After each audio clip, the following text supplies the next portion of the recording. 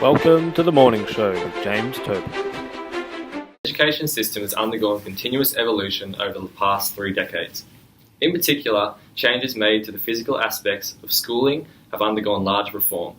Continuing on from yesterday's Evolution of Education segment here on Sunrise, today we'll be exploring the physical changes of education systems across 3 decades and how they have impacted upon student learning.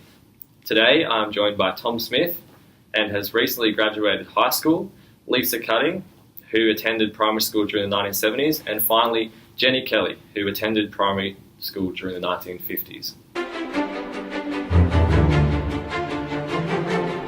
A recent article published by The Conversation suggests that modern teachers are focusing too much attention to the aesthetics of our classrooms.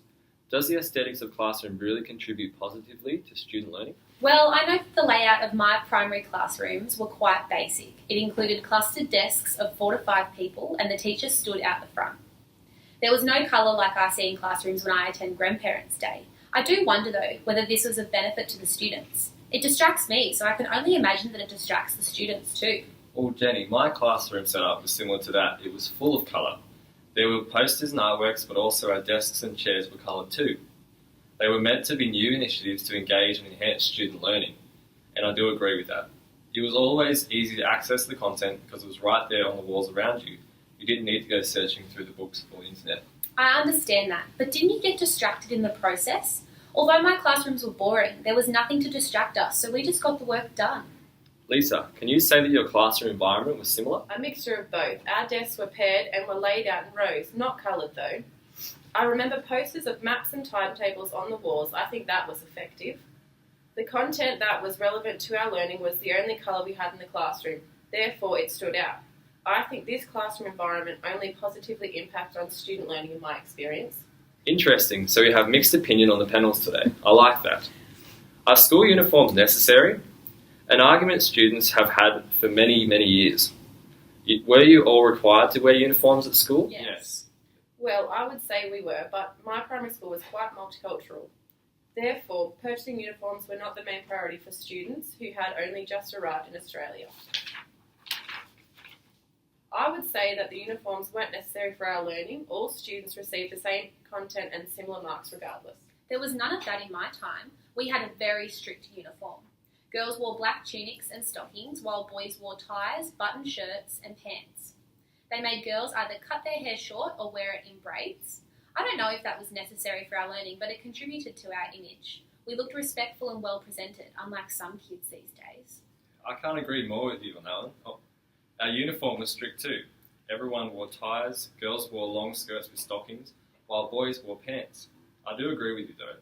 It made us look well presented. I think we looked well presented even without the uniforms.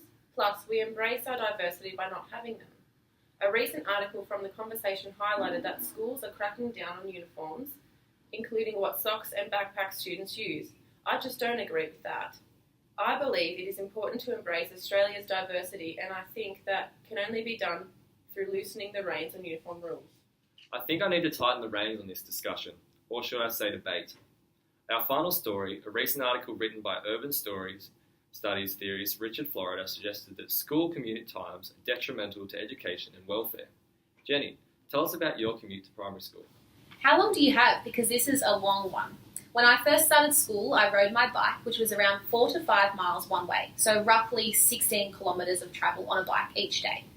I did this for a few years until I moved, which meant my mother and I would row a boat across the river, which had sharks in it too, mind you. We did this for a year before I moved again, which meant I could catch the bus or the train. That took around an hour to an hour and a half one way. It was completely exhausting. I think that is a perfect example of Richard Florida's article, because I can say that my education suffered because of my commute. But would you say the commute was a positive for other things? I had half an hour to commute each way to school, and I found it had social benefits. It was also an effective way to do physical activity, which many modern-day individuals struggle with. I can't say that my commute was detrimental to either my schooling or my personal welfare. I think I agree with Tom. If you lived further than 1.5 kilometres, you could catch the bus for free, but most students just rode their bike or walked. I think it was a good way to carry out physical activity while spending time with peers. Well, we have definitely covered a variety of experiences during this segment of Evolution of Education on today. We have seen some great examples of the varied schooling practices across different decades and how they have had positive and negative influences on schools and students. Tomorrow, we will have another 3-day Everyday Australians on the show to share their experiences of education, only this time we will be exploring social themes. We thank Tom, Lisa and Jenny for being on the show with us this morning, and we look forward to seeing you all tomorrow. Thanks. Thanks for tuning in, and see you next time on Sunrise.